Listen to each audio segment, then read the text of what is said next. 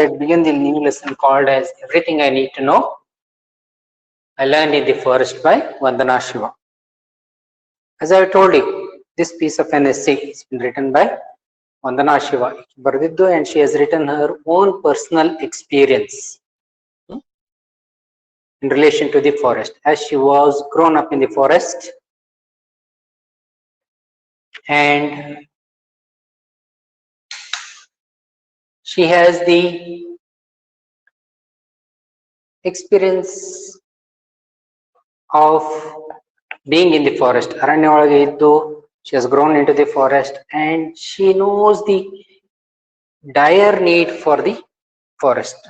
Dire need of the forest. Aranya yadakku beku anta annodu ki idar ಬಗ್ಗೆ ತಿಳ್ಕೊಂಡಿದ್ದಕ್ಕೆ, and she has written this piece of an essay, Everything I Need to Know I Learned in the Forest. In our previous class we had discussed about the family background of Vandana Shiva. Vandana Shiva, the family background ಚರ್ಚೆ ಮಾಡಿದ್ವಿ.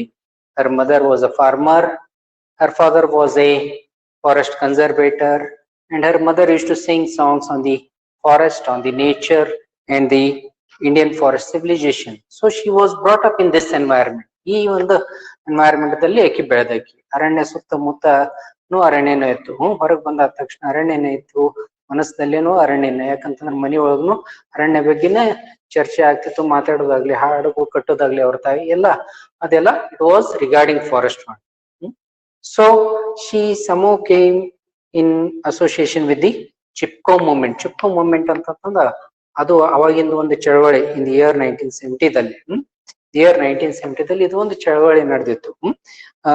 It was a non-violent response to the large scale deforestation. Deforestation ಏನ್ ಮಾಡತ್ತಿತ್ತಲ್ಲ, large scale ದೊಡ್ಡ ಪ್ರಮಾಣದಲ್ಲಿ ಅರಣ್ಯ ಏನ ನಷ್ಟ ಮಾಡಾಕತ್ತಿದಾರಲ್ಲ, ಇದಕ್ಕ ವಿರುದ್ಧ it was A response for that in the non violent method. ಅಹಿಂಸೆ ಅಥವಾ ಏನ್ ಜಗಳ ಇಲ್ಲ, ಏನು ಇಲ್ಲ, straight away in a peaceful manner they protested it. This is Chipko movement. So it had taken place in Himalayan region, and most of them were the peasant women. Most of them involved into this movement. Chipko movement da yaru jaasti idra antara the peasant women, those who were working class, those who were working in the forest, those who were working doing labor job, ಸಣ್ಣ ಪುಟ್ಟ ಕೆಲಸ ಏನ್ ಮಾಡ್ತಿರಲ್ಲ, ಇಂಥವ್ರು ಇದರದಲ್ಲಿ involve ಆಗಿದ್ರು. And they knew the necessity of the forest very well. ಅರಣ್ಯ ಬಗ್ಗೆ ಅವರಿಗೆ ಜರೂರತ್ತ ಬಗ್ಗೆ ಬಹಳ ಒಳ್ಳೆಯಾಗಿ ತಿಳಿದಿತ್ತು. ಯಾಕಂತಂದ್ರ they were the people to fetch water, they were the people to bring firewood as well as the fodder to the animals. ಪ್ರಾಣಿಗಳಿಗೆ ಆಹಾರ ಆಗ್ಲಿ, ಮನೆ ಅಡಿಗೆ ನಡೆಸಬೇಕಾದ್ರೆ ಕಟ್ಟಿಗೆ ಆಗ್ಲಿ ಅಥವಾ ನೀರ್ ಬೇಕಾಗ್ಲಿ, ಇವೆಲ್ಲ ಎಲ್ಲಿಂದ ತರ್ತಿದ್ರು ಅಂತಂದ್ರೆ ಅರಣ್ಯದಿಂದ ಅವರು ತರ್ತಿದ್ರು. ಈಗ ಅರಣ್ಯ ಮಾಯ ಆಗತೈತಿ ಅಂತ ಅನ್ಕೂಲ there was scarcity of water, there was scarcity of fodder as well as firewood. ಇದಕ್ಕ ಇವರು scarcity ಆಯ್ತಂತಾರ they felt that to fetch all these, ಇವೆಲ್ಲ ತರಬೇಕಾದ್ರೆ ಬಹಳ ದೂರ ಮಠ ಹೋಗಿ ತರಬೇಕಾಗ್ತಿತ್ತು. So they knew the necessity of this forest and they knew this was the source of life. ಇದು ಬರೇ ಅರಣ್ಯ ಅಂತ ಅಷ್ಟ ಅಲ್ಲ, it was the source of their life. ಇದು ಅವರಿಗೆ ಜೀವನ ಕೊಡೋದು ಒಂದು ಮೂಲ್ಯವಾದ, it was the life giving source ಅಂತಂದ they knew. And in 1973 Vandana Shiva, before going to do her PhD to Canada, she thought of going and having a bath in the forest. ಅಲ್ಲಿ ಅರಣ್ಯದೊಳಗೆ ಒಂದ್ ಸ್ವಲ್ಪ ಸ್ನಾನ ಮಾಡ್ಬೇಕು, ಈಶಾಡ್ಬೇಕಂತಂದ ಅಲ್ಲಿ ಹೋಗಿದ್ದಳು. ಅಲ್ಲಿ ಹೋದಾಗ what she noticed there was that there wasn't any stream or no water body. ಅಲ್ಲಿ ನೀರ್ ಅಂತ ಅನ್ನೋದು ಇರಲಿಲ್ಲ. whatever there was little water, scanty water which was flowing. ಮೆಲ್ಲಗಾಗಿ ಸಣ್ಣಗಾಗಿ ನೀರ್ ಹರಿಯತ್ತಿತ್ತು. and ಅಲ್ಲಿ ನೋಡಿದ ತಕ್ಷಣ she changed her mind. ಅವಾಗಿಂದ she herself dedicated to Chipko movement. Chipko movement ಆಕೆ volunteer ಆಗ್ಬಿಟ್ಲು. she herself became a volunteer to Chipko movement. she did walking pilgrimage, ಪಾದಯಾತ್ರಾ ಅಂತ ಏನಂತಾರಲ್ಲ, ಪಾದಯಾತ್ರೆ ಮಾಡ್ಕೊಂಡು ಪ್ರತಿಯೊಂದು ಊರಿಗೆ, ಹಳ್ಳಿಗೆ ಅಲ್ಲಿ ಹೋಗಿ ಆಕೆ ತಿಳುವಳಿಕೆ ಕೊಡಾತಳು ಅದ್ರ ಬಗ್ಗೆ, regarding the forest, regarding the protection of forest. ಯಾವ ರೀತಿ ನಾವು ಉಳಿಸ್ಕೋಬೇಕು, ಯಾಕೆ ಬೇಕಂತ ಅನ್ನೋದು ಇದ್ರ ಬಗ್ಗೆ ಪಾದಯಾತ್ರೆ ಮಾಡಿ ಎಲ್ಲರಿಗೆ ತಿಳುವಳಿಕೆ ಕೊಡಾಕತ್ತಿದ್ರು. And one of the incidents took place at Advani ಅಂತಂದ್ರೆ in the year 1977 in the Himalayan village ಒಂದ್ ಸಣ್ಣ ಹಳ್ಳಿ ಒಳಗ ಅದ್ವಾನಿ ಅಂತಂದ ಹಳ್ಳಿ ಒಳಗ a small incident took place. A woman named Bachini Devi ಅಂತ ಒಬ್ಬಾಕಿ ಮಹಿಳೆ ಇದ್ದಕಿ, she stood against her husband. Her husband was the contractor to cut the trees. ಗಿಡಗಳು ಕಟ್ ಮಾಡ್ಬೇಕಂತ ನಾವು ಪರ್ಮಿಷನ್ ತಗೊಂಡ್ ಬಂದಿದ್ದ. And she opposed him straight ಆಗಿ ಅವನಿಗೆ ವಿರುದ್ಧವಾಗಿ ನಿಂತರು. ಆ ವಿರುದ್ಧವಾಗಿ ನಿಂತಿರೋದಲ್ಲಿ ಅಲ್ಲಿ ಏನಿತ್ತು, this was something symbolic, how to protect the forest ಅಂತ. ಈ ಮಹಿಳೆಯರನ್ನ ತಾವು ಏನ್ ಮಾಡತ್ತಿದ್ರು, they were ready to protect the trees, and they were against the men folk. ಈ ಗಂಡಸರ ವಿರುದ್ಧ ನಿಂತಿದ್ರು. And when these men who came to cut the tree, ಅಲ್ಲಿ ಗಿಡಗಳು ಕಟ್ ಮಾಡಕ್ ಬಂದ್ರ ಇವ್ರೇನ್ ಮಾಡ್ತಿದ್ರು, they used to embrace the tree, ಮರಕ್ಕ ಅಪ್ಪಗೋತಿದ್ರು. ಆಮೇಲೆ before cutting down the tree they had to cut down these women. So this is the way they protested, and they had brought the lighted lanterns. ದೀಪ ಸಕಟ ತಗೊಂಡ್ ಬಂದಿದ್ರು. ಯಾಕೆ ತಂದಿದ್ರಪ್ಪ ಅಂತಂದ್ರ it was a symbolic light to show the light. ಇದೇನಪ್ಪಾ ಅಂತಂದ್ರ to show the light ಅಂದ್ರೆ ಬೆಳಕು ತೋರ್ಸಕ, ಬೆಳಕಿದ್ದಲ್ಲೇನು ದಿವಸದಾಗನು ಅವರಿಗೆ ಒಂದು ದಾರಿ ತೋರ್ಸೋದ್ ಮಾರ್ಗ, ಅದು ಒಂದು ಸಿಂಬಾಲಿಕ್ ಆಗಿ they had brought the lighted lanterns. And when asked for, ಇದ್ ಕೇಳಿದ ತಕ್ಷಣ they told that they had come to teach about the forestry. ಅರಣ್ಯ ಬಗ್ಗೆ ನಾವು ತಿಳುವಳಿಕೆ ಕೊಡಾಕ ಬಂದಿವಿ ಅಂತಂದು ಹೇಳಿದ್ರು. And the men responded. ಏನಂತ ರೆಸ್ಪಾಂಡ್ ಮಾಡಿದ್ರು? They responded that they know the true value of the forest. They knew about that the forest provided profit, it provided resin and timber. All these were commercial commodities. ಇವೇನೈತೆಲ್ಲ commercial, ಅದರಿಂದ ಹಣ ಸಂಪಾದನೆ ಜಾಸ್ತಿ ಮಾಡಬಹುದು, ನಾವು ಆರಾಮಾಗಿ ಇರ್ಬೋದು ಅಂತಂದ they felt. But the woman's opinion, these peasant women, ಇವ್ರದ್ದು ಒಪಿನಿಯನ್ ಬೇರೆ ಇತ್ತು. They felt that this was the forest was the source of their life. ಅವರಿಗೆ ಜೀವಂತ ಇರಕ್ಕೆ ಇದು ಒಂದು ಮಾರ್ಗ ಅಂತ. ಅರಣ್ಯ ಐತಿ ಅಂತಂದ ಕೂಡಲೇ ಅವರು ಜೀವಂತ ಅದಾರೋ, ಅರಣ್ಯ ಇಲ್ಲ ಅಂತಂತಂದ್ರ ಅವ್ರಿಗೂ ಜೀವಂತ ಇರಕ್ ಸಾಧ್ಯ ಇಲ್ಲ ಅಂತಂದು they told. So they composed a song also. ಇದು ಒಂದು ಹಾಡ ಸಕಟ ಕಟ್ತಾರೋ, and they sang in chorus. ಎಲ್ಲರೂ ಕೂಡಿ ಹಾಡ್ತಿದ್ರು. So in this moment all these women were together to protect the forest. And Vandana Shiva was also one among them. Vandana Shiva ಏನಿದ್ರು ಆಕಿನೂ Chipko movement associate ಆಗಿದೆ. Not only associated, but she herself found out many initiatives. ಅದು ನಮ್ಮ ನಿಸರ್ಗ ಕಾಪಾಡ್ಕೋಬೇಕಂತಂದು ಸಾಕಷ್ಟು, ನಮ್ಮ nature ಕಾಪಾಡ್ಕೋಬೇಕಂತ ಸಾಕಷ್ಟು projects she has done. Here, not only that, she has implemented into the lifestyle of the people. ನಮ್ಮ ಜೀವನದೊಳಗ, ನಮ್ಮ ಜೀವನ ಶೈಲಿ ಒಳಗನ ಅದು ಬರುವಂಗ ಮಾಡಿದಾಳು. ಏನೈತೆ ಅದು ನೋಡೋಣ. Next page number 24, beyond monoculture.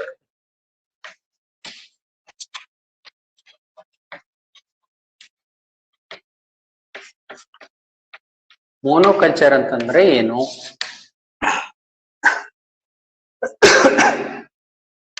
monocultures. Okay. Beyond monoculture, mono ಅಂತಂದ್ರೆ ಏನಪ್ಪಾ? single culture or single cultivation.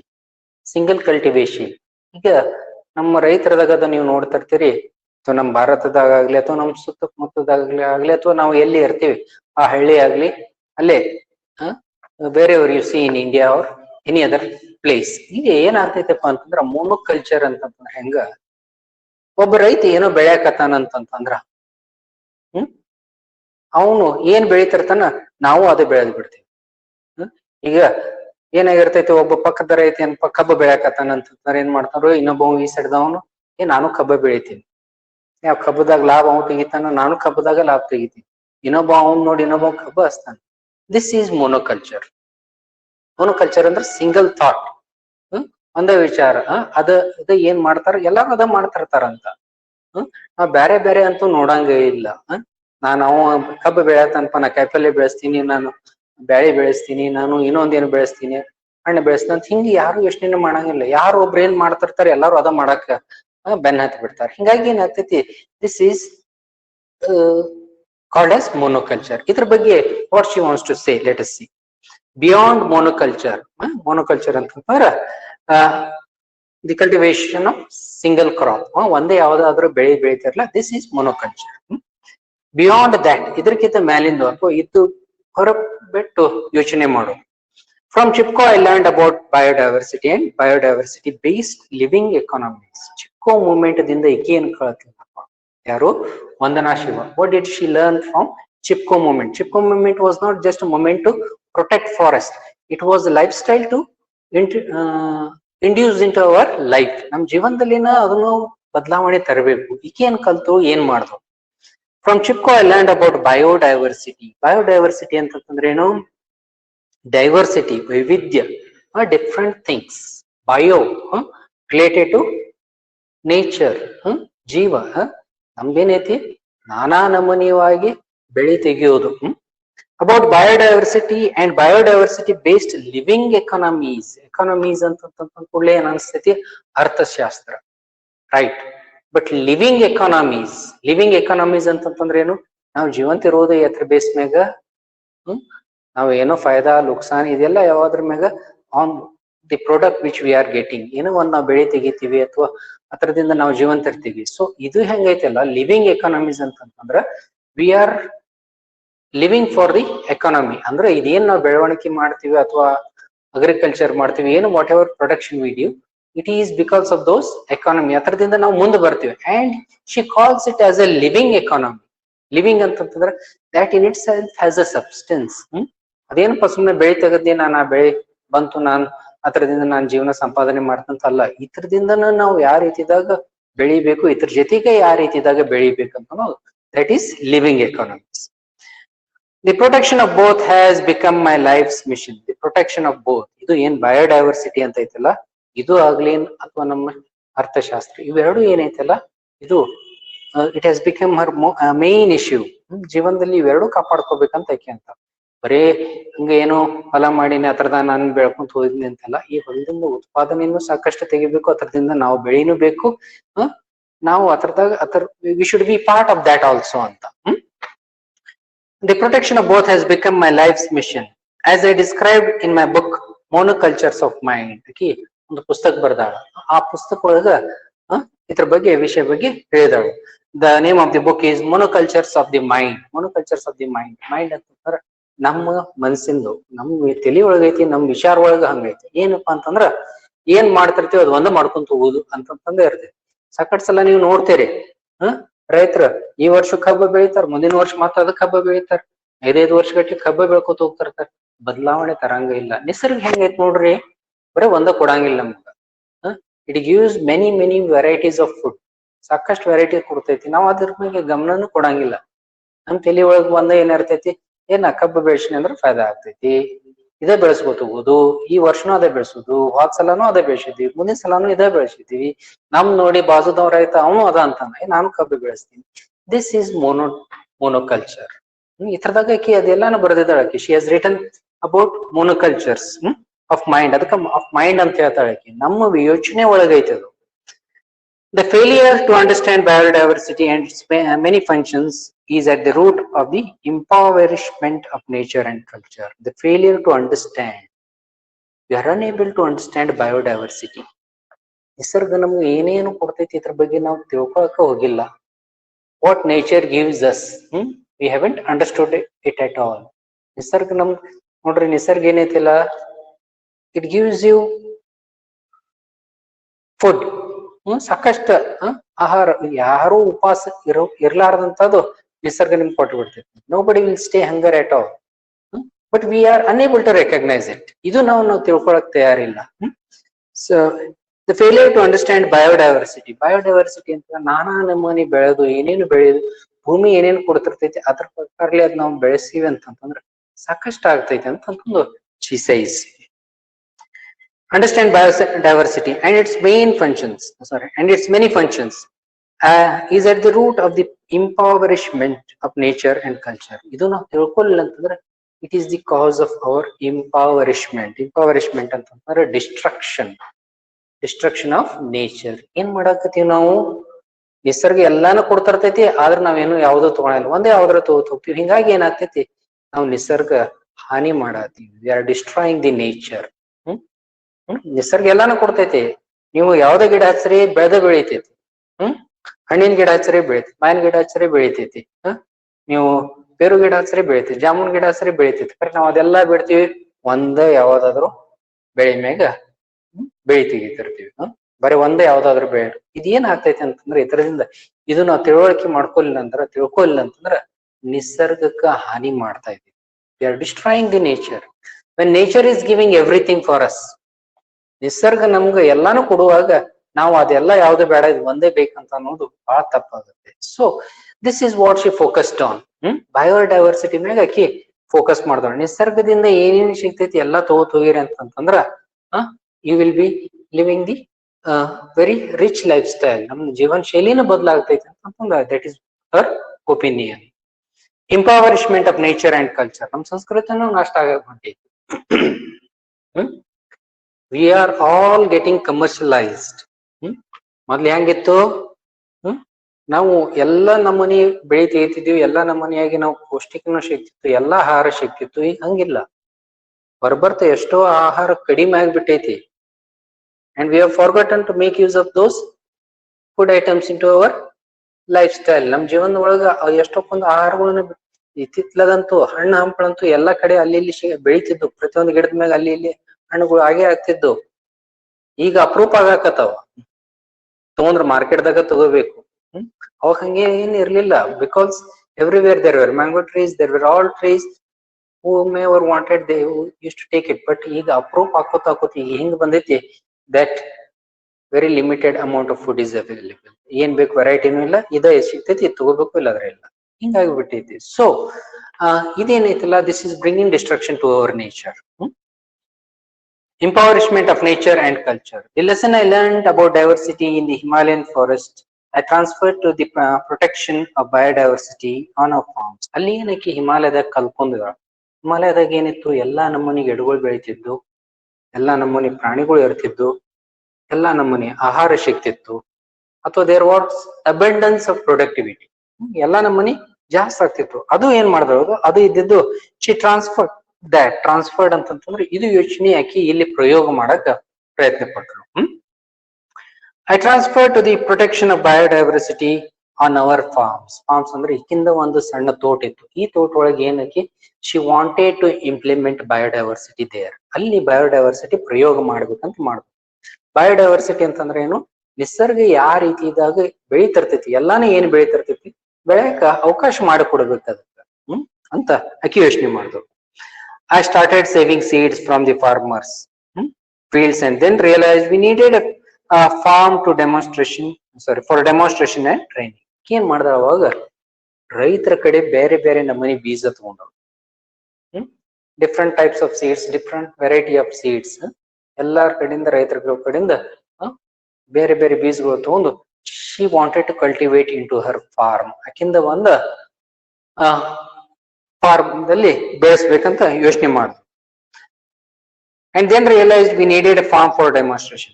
ಬರೀ ಬೀಜಗಳು ತಗೋದ್ರಿಂದ ಏನು ಆಗಂಗಿಲ್ಲ, ಅದಕ್ಕ ಬೆಳಿ ತೆಗಿಬೇಕಾದ್ರ ಅದಕ್ಕೊಂದು ಎಲ್ಲಿಯಾದ್ರೂ ಫಾರ್ಮ್ ಬೇಕು. ಇದು ಡೆಮಾನ್ಸ್ಟ್ರೇಷನ್ ಮಾಡ್ಬೇಕಂತಂದ್ರ put into practical purpose. ಇದೇನ್ ನಾವು ಪ್ರಾಕ್ಟಿಕಲ್ ಆಗಿ ಮಾಡ್ಬೇಕಂತಂದ್ರೆ ಶಿ ನೀಡೆಡ್ ಎ ಏರಿಯಾ, ಒಂದು ಅಗ್ರಿಕಲ್ಚರಲ್ ಲ್ಯಾಂಡ್ ಬೇಕಾಯ್ತು. ಡೆಮಾನ್ಸ್ಟ್ರೇಷನ್ ಅಂಡ್ ಟ್ರೈನಿಂಗ್, ಇದು ಒಂದು ಟ್ರೈನಿಂಗ್ ಮಾಡಿ ತರಬೇತಿ ರೂಪದಲ್ಲಿ ಎಲ್ಲರಿಗೂ ತಿಳುವಳಿಕೆ ಕೊಡ್ಬೇಕಂತ ಅನ್ನೋದು ಅಕ್ಕಿನ ಉದ್ದೇಶ. ಎಲ್ಲಾರ ಕಡೆಯಿಂದ ಬೀಜ ತಗೊಂಡು ಎಲ್ಲಾ ನಮ್ಮನಿ ಬೆಳಿ ತೆಗಿಬೇಕಂತ ಅಕ್ಕಿ ಯೋಚನೆ ಮಾಡಿದ್ರು. ಅದಕ್ಕೆ ಏನ್ ಬೇಕಾಗಿತ್ತಪ್ಪ? ಭೂಮಿ ಬೇಕಾಗಿತ್ತು. We needed a farm for demonstration and training. Thus Navdanya farm was started. ಈ ರೀತಿದಾಗ ಏನಾಯ್ತಪ್ಪ, ಏನ್ ಮಾಡ್ದ ಅಕ್ಕಿ? ನವಧನ್ಯ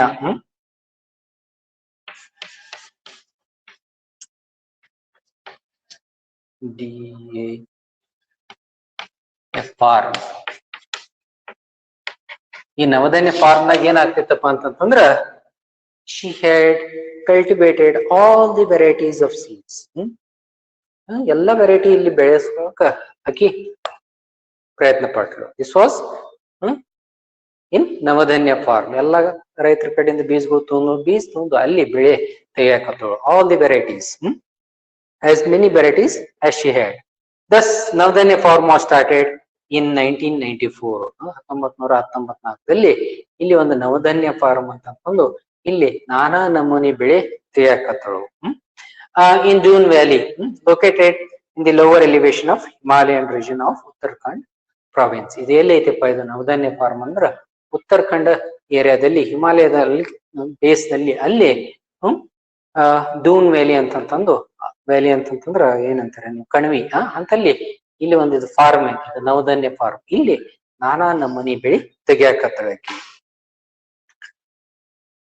lower elevation Himalayan region of Uttarakhand province. Today, ಇವತ್ತು ಅಲ್ಲಿ today we conserve and grow 630 variety of rice. Navdanya farm ದಾಗ ರೈಸ್ ಎಷ್ಟ್ ನಮೂನಿ ಐತಿ? ವೆರಿ ಆಫನ್ ನಮ್ಗೆ ಹಂಗ ಸಾಮಾನ್ಯವಾಗಿ ನಾವು ಅಕ್ಕಿ ಎಷ್ಟು ನಮೂನಿ ಅದಾವಪ್ಪ ಅಂತಂತ ನಾವ್ ಏನಂತಿದ್ವಿ, ಒಂದ್ 10-15 ಇರ್ಬೋದು ಬಿಡ್ರಿ ಸರ್ ಅಂತ ಹೇಳ್ಬೋದು, ಹೌದಿಲ್ಲ? ಅದು ಅಕ್ಕಿ ನಮಗೂ ಅಷ್ಟು ವೆರೈಟಿ ಗುರ್ತಾರಲ್ಲ ಬಹಳ sir. As a common man if you speak about rice, ಅಕ್ಕಿ ಎಷ್ಟು ವೆರೈಟಿ ಇರ್ಬೇಕ್ರಿಪ್ಪ ಅಂತಂದ್ರೆ ಒಂದ್ 10-15 ನಮೂನಿ ಇರ್ಬೇಕ್ರಿ. ಆ ರೈಸ್, ಈ rice, basmati rice, jeera rice ಅನ್ಕೋತ ಎಲ್ಲ ಕೂಡಿಸಿ ಎಲ್ಲಿಗೆ hardly we can remember about 10 to 15 rice. ಒಂದ್ 10-15 ನಮೂನಿ ಇರ್ಬೇಕಂತ. This is our general outlook. But she has conserved and grown about 630 variety. 630 variety. 630 variety of rice. Have you imagined it? 630 variety ಅಕ್ಕಿಗಳು ಅದಾವ ಅಂತಂದ್ರೆ ನಮ್ಗ ನಂಬಕ್ ಆಗಂಗಿಲ್ಲ. She has protected, she has conserved.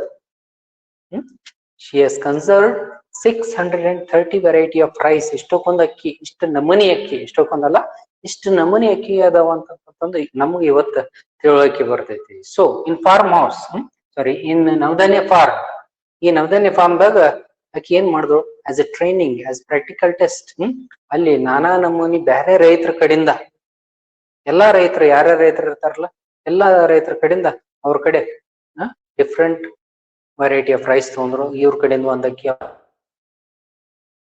ನಮೂನಿ ಅಕ್ಕಿ ಎಲ್ಲ ಕೂಡಿಸಿ she has and protect 30 variety of rice. 630 ಅಕ್ಕಿ ಇದಳಕ್ಕಿ. Conserve and grow 630 varieties of 150 varieties of wheat. wheat ಅಂತಂದ್ರ ಗೋಧಿ. ಇದು ಎಷ್ಟು? 150 ವೆರೈಟಿ. 150 ವೆರೈಟಿ ಆಫ್ ವೀಟ್, ನಾನಾ ನಮೂನಿ ಗೋಧಿ, 150 ವೆರೈಟಿದು ಗೋಧಿ. ಇವು ಸಕಟ ನಾವು ಕೇಳಿಲ್ಲ ಎಂದು. ಗೋಧಿದಾಗ ಎಷ್ಟಪ್ಪ ಅಂತಂದ್ರ ನಾವ್ ಬಹಳ ಆದ್ರ ನಮ್ ತಿಳುವಳಿಕೆ ಪ್ರಕಾರ ಚಲೋ ಗೋಧಿ, ಕೆಟ್ಟ ಗೋಧಿ ಇವೆರಡು ಅಂತ ಹೇಳ್ಬೋದು. As far as our understanding goes, we can't think of more than 10 variety of wheat also. ಗೋಧಿದಾಗನು ಇಷ್ಟಕ್ಕೊಂದು ನಮೂನಿ ಐತಿ ಅಂತಂದ್ರ it is unbelievable. So she has conserved 150 variety of wheat and 630 variety of rice in Navdanya farm. ಈ Navdanya form ದಲ್ಲಿ ಅಷ್ಟಕ್ಕೊಂದಾಕಿ ಬೆಳೆ ತೆಗೆದಿದ್ದಾಳು. And hundreds of other species. We practice and promote biodiversity intensive form of farming that produces more food and nutrition per acre. ಇಲ್ಲಿ ನವಧಾನ್ಯ form ನಾಗ ಏನ್ ಮಾಡ್ತಾರ ಅಂತಂದ್ರ that they produce other varieties, other species, ಸಾಕಷ್ಟು species ಇಲ್ಲಿ ಬೆಳೆ ತೆಗಿತಾರ. Promote biodiversity. Promote biodiversity ಅಂತಂದ್ರ ನಾನಾ ನಮೂನಿ ಬೆಳೆ ತೆಗಿತಿರ್ತಾರೆ. Intensive form of farming that produces more food. ಇದ್ರದಿಂದ ಏನಪ್ಪಾ ಅಂತಂದ್ರೆ ಆಹಾರ ಜಾಸ್ತಿ ಬೆಳಿತೀವಿ. They produce more food and nutrition. Nutrition ಅಂದ್ರೆ ಪೌಷ್ಟಿಕತೆ. ಏನಾಗೈತಿ ನಮ್ಮಲ್ಲಿ ಬರೀ ಹೈಬ್ರಿಡ್ ತಿಂದ ನಾವು ಪೌಷ್ಟಿಕತೆಯನ್ನ ಕಳ್ಕೊಂಡ್ ಬಿಟ್ಟಿದೀವಿ. We don't have nutrition at all. So for that reason we take additional supplement of nutrition. ಅದರ ಸಂಬಂಧ ಅದರ ಸಂಬಂಧ ಅಡಿಷನಲ್ ಪ್ರೋಟೀನ್ಸ್ ತಗೋಬೇಕು, ನ್ಯೂಟ್ರಿಷನ್ಸ್ ಅಡಿಷನಲ್ ತಗೋಬೇಕು. ಯಾಕಂತಾರ ನಮ್ಮ ಆಹಾರದಾಗ ಅದು ಗುಣನ ಕಳ್ಕೊಂಡ್ ಬಿಟ್ಟೈತಿ. ಇದಕ್ಕ they provide additional, they provide nutritious food here. If you are depending on biodiversity, ನಾವು biodiversity ಮ್ಯಾಗ ನಾವು ತಿಳ್ಕೊಂಡಿದ್ದೀವಿ ಅಂತಂದ್ರ ಅಥವಾ ಅದ್ರ ಬಗ್ಗೆ ತಿಳುವಳಿಕೆ ಇತ್ತಂತಂದ್ರ we get variety of rice, variety of wheat, and that to nutritious, that of nutritious value, nutritious ಇದ್ದಿದ್ದು ಆರೋಗ್ಯಕ್ಕೆ ಒಳ್ಳೇದಿದ್ದು ನಮ್ಗ ನಿಸರ್ಗ ಕೊಡಬಹುದು. ನಾವು ಇದೆಲ್ಲ ಏನ್ ಮಾಡಿದೀವಿ, ಇದೆಲ್ಲ ಒತ್ತಟ್ಟಿಟ್ಟು we are following just commercially, ಬರೀ ಕಮರ್ಷಿಯಲಿ ಆಗಿ ನಾವು ಫಾಲೋ ಅಪ್ ಮಾಡ್ಕೊತ ಹೊಂಟಿದೀವಿ. ಕಮರ್ಷಿಯಲಿ ಅಂತಂದ್ರೆ ಯಾವ್ದು ಬೇಗನೆ ಬರ್ತೈತಿ ಅದ್ ಬೆಳೆಸೋದೈತಿ, ಮಾರಾಟ ಮಾಡೋದೈತಿ. ಅದರದಾಗ ರುಚಿನೂ ಇರಂಗಿಲ್ಲ, ಅದರದಾಗ essential nutritions ಇರಂಗಿಲ್ಲ. there are no vitamins, there are no minerals, hence our growth has been hampered. ಹಿಂಗಾಗಿ ನಮ್ ಜೀವನ ಏನಾಗ್ತೈತಿ ಅಂತಂದ್ರ ಬರ್ಬರ್ತ ಕಡಿಮೆ ಮಾಡ್ಕೊತ ಹೊಂಟೈತಿ. ಯು ಕ್ಯಾನ್ ಸಿ ಇತ್ತಿತ್ಲಾಗ ನೀವು ನೋಡ್ತೀರಿ, ಅರ್ಲಿಯರ್ ಜನರು ಅವಾಗ 100 ವರ್ಷ ಮಟ್ಟ ಸ್ವಾಭಾವಿಕವಾಗಿ ಇರ್ತಿದ್ರು. ಅವ್ರ ಫೋರ್ ಫಾದರ್ಸ್ ಸ್ವಾಭಾವಿಕವಾಗಿ ಬರ್ಬರ್ತ ದಿ ಲೈಫ್ ಲೈನ್ ಎಲ್ಲಿಗ್ ಬಂತಪ್ಪ ಅಂತಂದ್ರ the life line came to about 1890. ಈಗ ಬರ್ಬರ್ತಂತೂ ಹಿಂಗಾಗೈತಿಲ್ಲ, ಆಲ್ಮೋಸ್ಟ್ ಇಟ್ ಹ್ಯಾಸ್ ರೀಚ್ಡ್ 50-60. ಇತ್ತಿತ್ಲಾಗಂತೂ 50-50ರಿಂದ 60ರದಾಗ ಎಷ್ಟೋ ಮಂದಿ ಜೀವ ಬದುಕಂಗಿಲ್ಲ. ಯಾಕಂತ ನಮ್ ಲೈಫ್ ಲೈನ್ ಇದ್ದಿದ್ದು ಬರ್ಬರ್ತ ಕಡಿಮೆ ಹಾಕೋಬಿಟ್ಟೆ. Why? Because we are not having nutritious food. ನಮ್ ಕಡೆ ತಿನ್ನಕ ಆಹಾರ ಅಂತೂ ಹೆಂಗೈತಿ, it is hybrid, just to fill our stomach, but it doesn't give a strength and nutrition. ನಮ್ಗದು ಆಹಾರ ಏನು ತಿಂತೀವಿ, ಹೊಟ್ಟೆ ತುಂಬಾ ತಿಂತೀವಿ, ಖರೆ ಅದರದಿಂದ ನಮ್ಮ it is not beneficial for our life. So our lifeline is decreasing. Why? Because we are depending on hybrid food only. Apart from that, ಈಗಿನ ಜನರೇಷನ್ ಅಂತೂ ನೋಡಕತ್ರಿ ಅಂತಂದ್ರ they don't even eat rice or wheat or something like that. ಹಣ್ಣ ಹಂಪ ತಿನ್ನೋದಂತೂ ನಮ್ದು it has become very rare food. ಮೊದ್ಲಿನ ಕಾಲದಾಗ ಹಣ್ಣ Hampa it was supplementary food. ಊಟ ಆದ ಕೂಡ್ಲೆ ಹಣ್ಣ ಹಂಪ ತಿನ್ಕೋತಾ ಇದ್ರಿ. ಈಗಿನವ್ರು ಊಟನ ಕಡಿಮೆ ಮಾಡ್ತಾರು. ಅದಲ್ದ they are dependent on the junk food. Junk food ಅಂತಂದ್ರೆ ಹಿಂಗ ರೋಡ್ ಬಾಜುದ ಊಟ, ಅದ್ ತಿಂದಿನ್ರಿ ಅವ್ರ ಪಾಕೆಟ್ದಾಗ ಏನ್ ಇರ್ತೈತಿ ಇಂಥವೆಲ್ಲ ತಿಂದು ಏನ್ ಮಾಡ್ತಾರ, ದೇ ಆರ್ ಅವ್ರದ್ದು ಜೀವನ ಬರ್ಬರ್ತ ಕಡಿಮೆ ಆಗ್ತದೆ. ಸೊ ಶಿ ಸ್ಟ್ರೆಸಸ್ ಹಿಯರ್, ಇಲ್ಲಿ ಏನೈತಲ್ಲ, if we are dependent on biodiversity, we get more food as well as nutritious food per acre. 1 ಎಕರ್ದಾಗ ನೀವ್ ಏನ್ ಬೆಳೆ ತೆಗಿತಿದ್ರಲ್ಲ ಅಷ್ಟ್ರದಾಗನ ನೀವು ಜಾಸ್ತಾಗಿ ಬೆಳೆಯನ್ನು ತೆಗಿಬಹುದು. ಅದಲ್ದ ಏನು ಪೌಷ್ಟಿಕತೆ ಬೆಳೆ ತೆಗಿಬಹುದು ಅಂತ ಒಂದು she says. The conservation of biodiversity is therefore also the answer to the food and nutrition crisis. ಸದ್ಯಕ್ಕೆ ನಾವು what we are facing, what is the huge problem that we are facing today is that food and nutrition crisis. Food ಅಂತಂದ್ರ ಈಗ ನಮ್ಗೆ ಆಹಾರ ಕಡಿಮೆ ಆಗ್ಬಿಟ್ಟೈತಿ. ಯಾಕೆ ಕಡಿಮೆ ಆಗೈತಿ? Because we are not growing sufficient amount. ಏನ್ ಬೆಳೆಸ್ಬೇಕಿತ್ತು, ಎಷ್ಟು ಬೆಳೆಸ್ಬೇಕಿತ್ತು ಅದನ್ನ ಬೆಳೆಸ್ತಾನೆ ಇಲ್ಲ. ಅದಕ್ಕ ಏನೈತಿ, there is shortage of food and nutrition ಇಲ್ಲ, there is no health at all. Our health has become too weak. ಏನ್ ಈಗ ಒಂದು 40-45-50 ಅಂತಂದ್ರ ಎಲ್ಲಾ ರೋಗಗಳು ಬಂದ್ಬಿಟ್ಟಿರ್ತಾವ. ಯಾಕೆ? Because we didn't have any nutritious food at all. ಹಿಂಗಾಗಿ our lifeline is decreasing, our lifespan it has become too small, as well as our lifestyle is also different. So all these are focusing ಇದು ಎತ್ರ ಮ್ಯಾಗ ಏನ್ ತೋರಿಸ್ಕೊಡ್ತೈತಪ್ಪ ಅಂತಂದ್ರ we are coming to the end of our lives very soon. So if our life is based on biodiversity, ಅವಾಗ ಏನಾಗ್ತೈತೆ ಅಂತಾರೆ, we get more amount of food, we get more amount of nutrition ಅಂತ. And this is the answer for our food and nutrition. ಇದ ನಮ್ಮ ಬಯೋಡೈವರ್ಸಿಟಿನ ಏನೈತಿಲ್ಲ, ಇದು ನೀವು ಇದಕ್ಕೆ follow ಮಾಡಿದ್ದೀವಿ ಅಂತಂದ್ರ what will happen, we get more amount of food as well as nutrition. ಅಂದ್ರೆ ನಮ್ಮ ಜೀವನ ಏನೈತಿಲ್ಲ ಒಳ್ಳೇದಾಗತ್ತೆ ಅಂತ she says. ನಮ್ ಧನ್ಯ.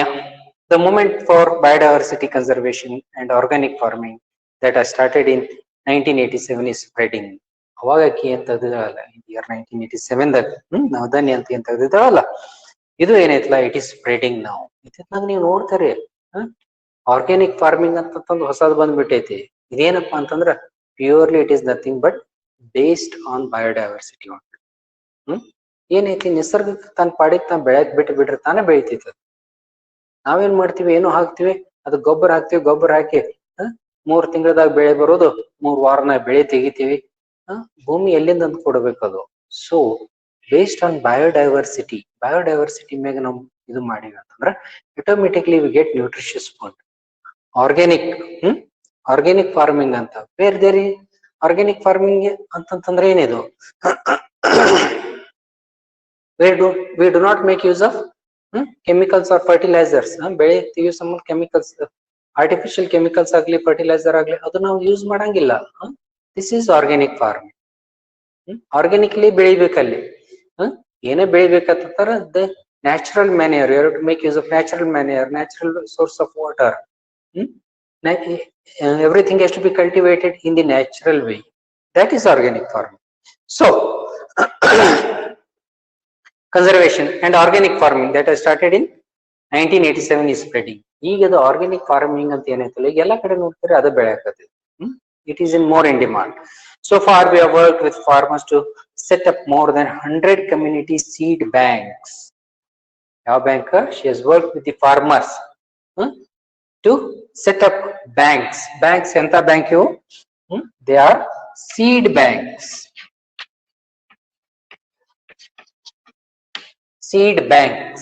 you might have heard about this ಅದ್ರ ಬಗ್ಗೆ ನೀವು ಕೇಳಿರಬಹುದು ಏನು ಸೀಡ್ ಬ್ಯಾಂಕ್ಸ್ ಅಂತಂದ್ರೆ ಏನು ದೇ ಬ್ಯಾಂಕ್ ಅಂತಂದ್ರೆ ಹಣ ಸಾರಿ ಆ ಬ್ಯಾಂಕ್ ದಲ್ಲಿ ಏನಿರುತ್ತೆಪ್ಪ ಬರೀ ಹಣ ಸಿಗ್ತೈತೆ ಅಂತ ಇಲ್ಲಿ ಅಂತದ್ ಬ್ಯಾಂಕ್ ಅಲ್ಲ ಇಲ್ಲಿ ಹಣ there is no deposit of money or withdrawal of money here there is only deposit of seeds and withdrawal of seeds ನಿಮ್ಗೆ ಯಾವುದು ತರ ಬೀಜ ಬೇಕು ಆ ತರ ಬೀಜ ಇಲ್ಲಿ ಸೀಡ್ ಬ್ಯಾಂಕ್ ನಲ್ಲಿ ಸಿಗ್ತೈತಿ ಇಲ್ಲಿ ಯಾರು ಕೊಡೋರಪ್ಪ ಅಂತಂದ್ರ ನನ್ನ ಮನೆ ರೈತರುಗಳು ತಮ್ಮ ಕಡೆ ಯಾವ್ದು ಬೆಳೆ ಇರ್ತೈತಿ ಅಲ್ಲಿ ತಂದು ಅವರು deposit ಮಾಡ್ತಾರು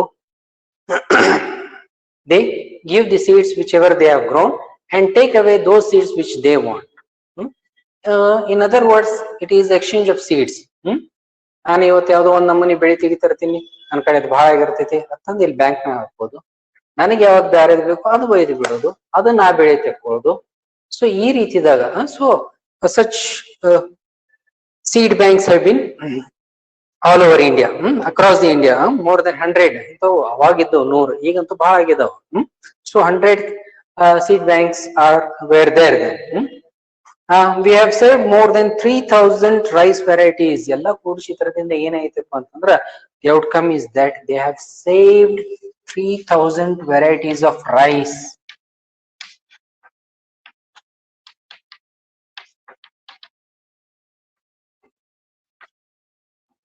rice 3000 varieties of rice ಅಂತಾರ ಯೋಚನೆ ಮಾಡ್ರಿ ಅಕ್ಕಿದಾಗ 3000 ನಮೂನಿ ಅದಾವ ಅಂತಂತಾರ ನಮ್ಗ ನಂಬಕ್ ಆಗಂಗಿಲ್ಲ 3000 varieties of rice ಅಂದ್ರೆ ಯಾಕಂತಂದ್ರ ಪ್ರತಿಯೊಂದು ದಿಕ್ಕದಿಂದ ಅಕ್ಕಿಗಳು ಬೆಳೆಸ್ತಾರ ತರ್ತಾರ ಇಲ್ಲಿ ಕೊಡ್ತಾರ ಸೊ ಹಿಂಗಾಗಿ ಏನೈತಪ್ಪ ಅಂತಾರ 3000 ನಮೂನಿ ಅಕ್ಕಿ ಊಸ್ಕೊಂಡಂಗ ಹಿಮಾಲಯದಾಗ ಯಾರೊಬ್ಬ ಅಕ್ಕಿ ಬೆಳಿತಿರ್ತಾನ ಅಲ್ಲಿದ ಅಕ್ಕಿ ಬೆಳೆಯೋದನ್ನ ಬೇರೆ ಅಲ್ಲಿ ಅಕ್ಕಿನೇ ಬೇರೆ ಅದು ಅಲ್ಲಿ ಎಲ್ಲಿ ಸೀಡ್ ಬ್ಯಾಂಕ್ ನಾಗ ಡಿಪಾಸಿಟ್ ಮಾಡ್ಬಿಡ್ತಾನ ಅವ್ನು ಸೌತ್ದಾಗ ಯಾರಾದ್ರು ತಮಿಳ್ನಾಡು ಕೇರಳದಾಗ ಅಲ್ಲಿನೂ ಅಕ್ಕಿ ಬೆಳಿತಿರ್ತಾರ ಅವ್ರೇನ್ ಅಕ್ಕಿ ಬೆಳಿತಿರ್ತಾರ ಅವ್ರು ಇಲ್ಲಿ ತಂದು ಇಲ್ಲಿ ಬ್ಯಾಂಕ್ ನಾಗ ಡಿಪಾಸಿಟ್ ಮಾಡ್ತಾರ ಎಲ್ಲಾರು ತಂದು ಇಲ್ಲಿ ಬ್ಯಾಂಕ್ ನಾಗ ಡಿಪಾಸಿಟ್ ಮಾಡಿ ತಮ್ಗೆ ಯಾವ್ದಾವ್ದು ಅಕ್ಕಿ ಬೇಕೋ ಅದು ಅಲ್ಲಿ ಒಯ್ದು ಬೆಳ್ಸಾಕತ್ರ ಅಂತಂದ್ರ ಹಿಂಗಾಗಿ ಏನಾಗೈತಿ they have saved 3000 varieties of rice is a huge amount of rice a huge variety of rice ಇಷ್ಟಕ್ಕೊಂದು ಅಕ್ಕಿ ನಮೂನಿ ಐತಿ ಅಂತಂತಂದು ನಾವು ಯೋಚನೆಯನ್ನು ಮಾಡಕ್ ಸಾಧ್ಯ ಇಲ್ಲ more than 3000 rice varieties we also help farmers make a transit from fossil fuel and chemical based monocultures to biodiverse ecological systems nourished by sun and the soil ishtalla not only in agriculture but also they help the farmers to shift from fossil fuel ಅಂತಂದ್ರೆ ಏನಪ್ಪಾ ಇದು ನಾವೇನ್ ಎಣ್ಣೆ ಉಪಯೋಗಿಸ್ತೀವಲ್ಲ, ಎಣ್ಣೆ ಅಂತಂದ್ರೆ kerosene ಆಗ್ಲಿ, diesel ಆಗ್ಲಿ, petrol ಆಗ್ಲಿ, ಇದ್ರ ಮ್ಯಾಗ ಬರೀ student demand. This is an exhaustible source.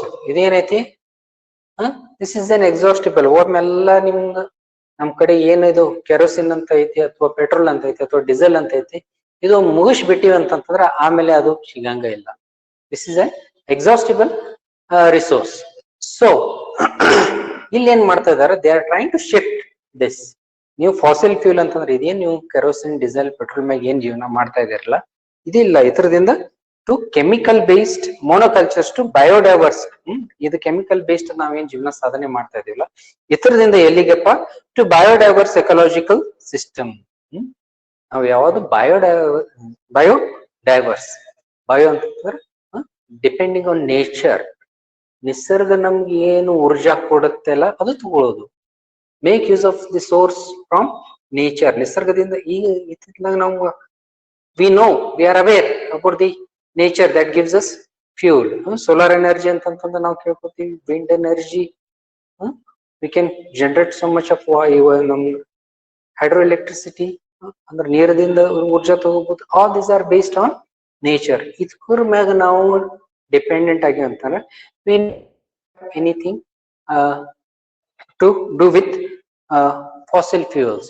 Petrol, kerosene ಅದು ಇರ್ಲಿಲ್ಲ ಅಂತಂದ್ರೆ ನಡೀತೈತಿ. ಅಥವಾ ಇನ್ಸ್ಟೆಡ್ ಆಫ್ ಫಾಲೋಯಿಂಗ್, ಅಥವಾ ಈಗ ಸದ್ಯಕ್ಕೆ ನಾವು ನಮ್ ಗಾಡಿಗಳು ಪೆಟ್ರೋಲ್ ಬೇಕು, ಅಥವಾ ಕೆರೋಸಿನ್ ಬೇಕು, ಅಥವಾ ಡೀಸೆಲ್ ಬೇಕು ಅಂತ ನಾವೇನ ಅಂತಿರ್ತೀವಲ್ಲ, we might have to shift this opinion. ಅದು ಬಿಟ್ಟು we have to follow the natural source of energy. We have to follow, we have to get the natural source of energy ಅಂತ ಹೇಳ್ತಾವ. Ecological system nourished by the sun and the soil. ಸೂರ್ಯದಿಂದ ಏನ್ ಸಿಗತ್ತೆಪ್ಪ, we get energy. Solar energy ಅಂತ ಕೇಳಿದೀವಿ. ಇತ್ತಿತ್ಲಾಗ ಮನಿ ಮ್ಯಾಗ ಸೋಲಾರ್ ವಾಟರ್ ಹೀಟರ್ ಬರುತ್ತೆ, ಸೋಲಾರ್ ಪ್ಯಾನಲ್ಸ್ ಬರ್ತಾವ. We get the electricity from the solar. So we have to shift our ideas. ಕಾಯಂ ನಾವು ಒಂದೇ ಇದ್ರ ಮ್ಯಾಗ ನಾವು ಡಿಪೆಂಡ್ ಮಾಡ್ಕೊಂಡು ಅದ್ರ ಕಡೆಯಿಂದ ಪವರ್ ಅಷ್ಟು ತಗೋಬಾರ್ದು. ನಿಸರ್ಗದಿಂದ ಊರ್ಜಾ ಏನ್ ಸಿಗ್ತೈತಲ್ಲ, we have to make use of it. Biodiversity has been my teacher of abundance. Biodiversity ಅಂತಂದ್ರೆ ಇದೇನಾಗಿದೆ ಅಂದ್ರೆ, it has been her teacher of abundance. ಇದು ಆಕಿನ ಗುರು. ಗುರು ಎತ್ರ ಒಳಗಂತಂದ್ರೆ ಅಬಂಡನ್ಸ್. ಅಬಂಡನ್ಸ್ ಅಂದ್ರೆ ಸಾಕಾಗುವಷ್ಟು. Biodiversity, if you follow biodiversity, you will have sufficient amount of food. ಈಗ ನಮ್ಗೆ ಹೆಂಗ್ ಕೊರತೆ ಬೀಳ್ತಿತ್ತಲ್ಲ, ಇಲ್ಲಪ್ಪ ನಮ್ಗೆ ಬೆಳೆ ಬಂದಿಲ್ಲ, ಅಕ್ಕಿ ಕಡಿಮೆ ಅದಾವು, ಅಥವಾ ಜೋಳ ಬೆಳಿಲಿಲ್ಲ, ಅಥವಾ ಗೋಧಿ ಬರ್ಲಿಲ್ಲ ಅಂತ ಈಗ ನಾವೇನ್ ಅಂತೀವಲ್ಲ, ಹಂಗಲ್ಲ. If you are following the biodiversity ಇಲ್ಲ, there is abundance of food. ಸಾಕಷ್ಟು ಆಹಾರ ಸಿಗುತ್ತೆ ಅಂತ. Abundance and freedom of cooperation and mutual giving. Freedom of cooperation. ಈಗ ಯಾಕೆ ನಾವು ಹಿಂದೆ ಮುಂದೆ ಮಾಡ್ತೀವಿ, ಯಾರಿಗೂ ಏನೋ ಕೊಡ್ಬೇಕಪ್ಪ ಅಂತಂದ್ರೆ ಏನ್ ಮಾಡ್ತೀವಿ ನಾವು, ಈಗ ಮನೆಗೊಮ್ಮೆ ಯಾರೋ ಜನರು ಬರ್ತಾರ, ಪಕ್ಕದವ್ರು ಬರ್ತಾರ, ಬಂದ್ ಏನಂತಾರ, ಮನ್ಯಾಗ ಸ್ವಲ್ಪ ಸಕ್ರಿ ಮುಗ್ದೈತ್ರಿ, ಸಕ್ರಿ ಕೊಡ್ರಿ, ಅಥವಾ ಅಕ್ಕಿ ಮುಗ್ದೈತಿ, ಅಕ್ಕಿ ಕೊಡ್ರಿ ಅಂತ ಅಂತಾರ. ಶಾರ್ಟೇಜ್ ಇದೆ, ನಾವ್ ಕೊಡ್ಬೇಕಾದ್ರೆ ಯೋಚನೆ ಮಾಡ್ಕೊಡ್ತೀವಿ, ಅವ್ರು ನಮ್ಗೆ ವಾಪಸ್ ಕೊಡ್ತಾರೋ ಇಲ್ಲೋ ಅಂತ. ಇದು ಯಾಕೆ ಹಿಂಗ ನಮ್ಗೆ ವಿಚಾರ ಬರುತ್ತೆ, ಯಾಕಂತಂದ್ರೆ because we are having scarcity. ನಮ್ಮ ಮನೆಯೊಳಗನ ಅಕ್ಕಿ ಕಡಿಮೆ ಇರ್ತೈತಿ, ಸ್ವಲ್ಪ ಇರ್ತೈತಿ, ಅಥವಾ ನಮ್ಮ ಮನೆಗ್ ಕೊರತೆ ಇರ್ತೈತಿ, ಅವ್ರಿಗೆ ಕೊಟ್ಟಿವಿ ಅಂದ್ರೆ ಅವ್ರು ನಮ್ಗೆ ಕೊಡ್ತಾರ ಇಲ್ಲೋ ಅಂತಂದ್ರೆ ಇದೊಂದು ಭಯ ಇರ್ತೈತಿ. ಇದಕ್ಕೆ ನಮ್ಗ ಹೆದರಿಕೆ ಇರ್ತೈತಿ. We don't distribute whatever we are having. ಇತರದಿಂದ ನಾವು ಮುಕ್ತಿ ಪಡಬೇಕಂತಂದ್ರ, ಈ ವಿಚಾರದಿಂದ ನಾವು ಮುಕ್ತಿ ಪಡಬೇಕಾದ್ರೆ ಏನ್ ಮಾಡ್ಬೇಕು, you have to follow biodiversity and this will give you in abundance. If you follow biodiversity, this will give you in abundance. ಸಾಕಷ್ಟು ಆಗೋಂಗ್ ಕೊಟ್ಟು ಬಿಡ್ತೈತಿ. ಅವಾಗ ನಿಮ್ ಮನ್ಯಾಗ ಸಾಕಷ್ಟು ಇತ್ತಂದ್ರೆ ಏನ್ ಮಾಡ್ತೀರಿ, ನೀವಾಗ ಹೇಳ್ತೀರಿ ನಮ್ ಮನ್ಯಾಗ ಜಾಸ್ತಿ ಐತಿ, ಒಯ್ದು ಬಿಡು. ಆಗಿರ್ತೈತಿ ಸಾಕಷ್ಟು ಸಲ ನಿಮ್ ಮನೆ ಒಳಗೆ ನೀವೇನು ಕಾಯಿಪಲ್ಲೆ ಜಾಸ್ತಿ ತಂದಿರ್ತೀರಿ, ಅಥವಾ ಬೆಳೆ ಜಾಸ್ತಿ, ಟೊಮೆಟೊ ಜಾಸ್ತಿ ಅದಾವ, ಎತ್ಕೊಂಡ್ಬಿಡು, ಎಲ್ಲಾರ ಮನಿ ಒಳಗೆ ಹಂಚ್ಬಿಡು, ಜಾಸ್ತಿ ಆಗಿತ್ತು ನಮ್ಮ ಮನೆ ಇಟ್ಕೊಂಡ್ರ ನಷ್ಟ. ಅದಕ್ಕೆ ಏನ್ ಮಾಡ್ತಾರೆ, ಮ್ಯೂಚುವಲ್ ಗಿವಿಂಗ್ ಅಂತ ಟೈಮ್ದಾಗ ನಾವಾಗೆ ಕೊಟ್ಟು ಬಿಡ್ತಿರ್ತೀವಿ. So this type of culture has to be followed. ಹೆಂಗ, ನಮ್ ಕಡೆ ಇದು ಜಾಸ್ತಿ ಐತಿ, ಇದು ನೀ ತಗೋ. ನನ್ ಮನೆಗೆ ಇದು, ಯಾರ್ದೋ ಒಬ್ರ ಮನಿ ಒಳಗೆ ಇದ್ ಕಾಯಿಪಲ್ಲೆ ಜಾಸ್ತಿ ಐತಿ, ಅವ್ರೆಲ್ಲಾರ ಕಡೆ ಹಂಚ್ತಾರ. ಇನ್ನೊಬ್ರ ಮನಿ ಒಳಗ ಏನೋ ಅವ್ರು ಬೇರೆ ಬೆಳಿ ಬೆಳೆದೈತಿ, ಅವ್ರ ಕಡೆ ಜಾಸ್ತಿ ಐತಿ, ತಗೋಪ ಎಲ್ಲಾರ ಹಂಚ್ಬಿಡು ಓಣಿ ಒಳಗ. ಇದ್ಯಾಕ, ಯಾಕೆ ಮ್ಯೂಚುವಲ್ ಗಿವಿಂಗ್? ಅವ್ರಾಗೆ ಯೋಚನೆ ಮಾಡಿ ಕೊಟ್ಬಿಡ್ತಾರೆ, 2 ರೂಪಾಯಿ ಜಾಸ್ತಿ. ಯಾಕಂತಂದ್ರೆ ಇಟ್ಕೊಂಡ್ರು ಪ್ರಯೋಜನ ಇಲ್ಲ. ಎತ್ತುಗೋರು ಒಬ್ರಿಗೊಬ್ರು ಕೊಡೋದು ಹಂಚೋದು ಸ್ಟಾರ್ಟ್ ಆಗ್ತೈತಿ. ಇದು ಯಾವಾಗ ಸ್ಟಾರ್ಟ್ ಆಗುತ್ತೆ? When we are following biodiversity. So that's why she says following biodiversity. ನಾನಾ ನಮೂನಿ ಬೆಳೆ ನೀವು ತಕ್ಕೋತ್ ಹೋಗಿರಿ ಅಂತಂದ್ರ ಅವಾಗ ಏನಾಗುತ್ತೆ? It gives you in abundance, it gives you nutritious food and it will be in too much ಕ್ವಾಂಟಿಟಿದಾಗ ಅದ್ ಬೆಳೆ ಶಿವತ್ನಾಗ ಅವಾಗ you yourself will think of giving it. Mutually you think ಬೇಡ, ನನ್ ಕಡೆ ಇದೈತಿ ನೀ ತಗೋ, ನಿನ್ ಕಡೆ ಅದೈತಿ ಅದು ಕೊಡು, ನನ್ ಕಡೆ ಇದು ಐತಿ, you exchange your food. You don't have to starve for food. ಊಟದ ಸಂಬಂಧ ಉಪವಾಸ ಕುಂದ್ರೋದು ಅಥವಾ ಊಟ ಕಡಿಮೆ ಐತಿ ಅಂತ ಪ್ರಸಂಗನ ಬರಂಗಿಲ್ಲ. That's what she says. Biodiversity has been my teacher. It has been a teacher of abundance. ಸಾಕಷ್ಟು ಬೆಳಿ ತೆಗೆಯಬಹುದು ಅಂತ she says. So beyond monoculture, this is about beyond monoculture. ಇದ್ರಾಗ ಏನೇನ್ ಕಲ್ಕೊಂಡೇವ್ ಅಂದ್ರ that Vandana Shiva was influenced by Chipko movement and depending on the nature. Avaga she thought of investing her mind into the real life. ಅಲ್ಲಿ ಹಿಮಾಲಯದಾಗ she had the experience of biodiversity. ನಾನಾ ನಮೂನೆಯಲ್ಲಿ ಬೆಳಿ ತೆಗಿತಿದ್ರು. ಅಂದ್ರ ಅರಣ್ಯ ಇತ್ತು, ಅರಣ್ಯದಾಗ ಎಲ್ಲಾ ನಮೂನೆ ಬಂದ ಬೆಳಿತಿತ್ತು. ಅಲ್ಲಿ ಅದು ನೋಡಿ she thought of producing all the food. ನಾನಾ ನಮೂನೆ ಬೆಳಿ ತೆಗಿಬೇಕು, ತೋರ್ಸ್ಕೋಬೇಕಂತ ಆಕೆಗೆ ವಿಚಾರ ಬಂತು. ಅದಕ್ಕ she had opened a new farm. ಅಲ್ಲಿ ರೈತರ ಕಡೆ ಬೀಜ ತಗೊಂಡು ಎಲ್ಲಾರ ಕಡೆ ಬೀಜ ತಗೊಂಡು ಅದು ಬೆಳೆ ತೆಗಿಯಕ್ ಶುರು ಮಾಡಿ. ಬೆಳೆ ತೆಗಿಬೇಕಾದ್ರ ಆಕೆಗೆ ಭೂಮಿ ಬೇಕಾಯ್ತು. ಅಲ್ಲಿ ಎಲ್ಲಿ ಉತ್ತರಾಖಂಡ ಏರಿಯಾದಲ್ಲಿ ಅಲ್ಲಿ ಒಂದು ಡೂನ್ ವ್ಯಾಲಿದಲ್ಲಿ ಅಲ್ಲಿ ನವಧಾನ್ಯ ಫಾರ್ಮ್ ಅಂತ ಸ್ಟಾರ್ಟ್ ಮಾಡ. ಇಲ್ಲಿ ಏನಪ್ಪಾ ಅಂತಂದ್ರೆ ಜನರಿಗೆ ಟ್ರೈನಿಂಗ್ ಕೊಡ್ತಿದ್ದಳು, ರೈತರಿಗೆ ಟ್ರೈನಿಂಗ್ ಕೊಡ್ತಿದ್ದಳು, ನಾನಾ ನಮೂನಿ ಬೆಳಿ ತೆಗಿತಿದ್ದಳು. ಈ ರೀತಿಯಾಗಿ 660 ನಮೂನಿ ಅಕ್ಕಿ variety ಉಳಿಸ್ಕೊಂಡ್ರು. She has saved about 630 variety of rice and 150 variety of wheat. And overall ಎಲ್ಲ ಕೂಡ್ಸಿ ಎಷ್ಟಪ್ಪ ಅಂತಂದ್ರ ಸೀಡ್ ಬ್ಯಾಂಕ್ ಇಂಟ್ರೊಡ್ಯೂಸ್ ಮಾಡ್ದಾಳ. ಸೀಡ್ ಬ್ಯಾಂಕ್ ಇಂಟ್ರೊಡ್ಯೂಸ್ ಮಾಡಿದಾಗ ನೂರಾರು ರೈತರು ಅಲ್ಲಿನವ್ರು ಇಲ್ಲಿನವ್ರು ಈ ಜಗತ್ನಾಗ ಈ ದೇಶನಾಗಿನವ್ರು ಎಲ್ಲಾರು ಬಂದು ನಮ್ ಕಡೆ ಏನೇನ್ ಬೆಳಿ ಇರ್ತಿತ್ತಲ್ಲ ಅಲ್ಲಿ ಬೆಳೆ ಕೊಡ್ತಿದ್ರು. ಅಲ್ಲಿ ಬೆಳಿತ ಅವ್ರಿಗೆ ಯಾವ್ದು ಬೆಳಿ ಬೇಕಾಯ್ತು ಅದು ತಗೊಂಡ್ ಹೋಗ್ತಿದ್ರು. So she introduced seed banks. ಇದೊಂದು ಸೀಡ್ ಬ್ಯಾಂಕ್ಸ್ ಅಂತಂದು ಆಕಿ ಕಂಡಿಡ್ದಳು. There were about 100 community seed banks. ನಾವ್ ದೇರ್ ಆರ್ ಮೋರ್. ಅಲ್ಲಿ ನಾನಾ ನಮೂನಿ ಬೆಳೆ ಇದ್ದೇ ಇರ್ತಾವ. ಅವ್ರಿಗೆ ಯಾವ್ದು ಬೇಕಾದ್ ತಗೋತಾರ ಹೋಗ್ತಾರ. ಹಿಂಗಾಗಿ ನಾವು she has saved about 3000 varieties of rice. ಹಿಂಗಾಗಿ 3000 ನಮೂನಿ ಅಕ್ಕಿ ಉಳಿಸ್ಕೊಂಡಿದ್ದಾಳು. saved 3000 variety of rice. ಇಷ್ಟಕ್ಕೊಂದು ಉಳಿಸ್ಕೊಂಡಿದ್ದಾಳು. And she believes that biodiversity ದಿಂದ ಏನಪ್ಪಾ ಅಂತಂದ್ರ that it gives abundance of food and nutritious food. ಪೌಷ್ಟಿಕವಾದ ಆಹಾರ ಕೊಡುತ್ತೆ ಅಂತಂದು ಇದು ನಂಬುತ್ತಾಳೆ. says that's why she says biodiversity is my teacher. It is her teacher because it gives in abundance, ಸಾಕಷ್ಟು ಆಗುವಂಗ, and it can change the cultural values. ನಮ್ values ಏನೈತಲ್ಲ ಈಗ ಬರೀ ತಗೊಳಕಂತ ನಾವು ಯೋಚನೆ ಮಾಡ್ತೀವಿ.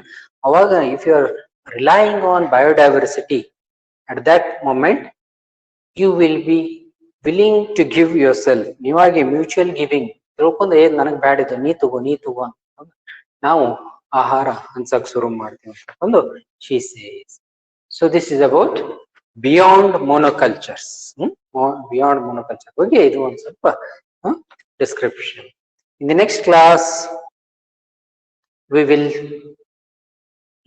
do rights of nature on the global